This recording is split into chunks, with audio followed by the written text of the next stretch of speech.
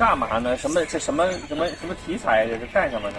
这是打狗棍法的那个丐帮帮主。那个呢？这个是个要饭的小孩儿，你看他手里还拿着，地上是只狗。对，还一块残垣断壁。对，联系起来叫什么呢？不知道啊。这道士是谁呀？这道士。这里道士谁最出名啊？什么道最出名？道士。这还叫小路，在竹林子里边往里走叫小路。他就是镇住这条小路的道士，守门的。守门道士。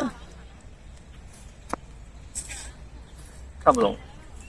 有和尚，有道士，还有打狗棒，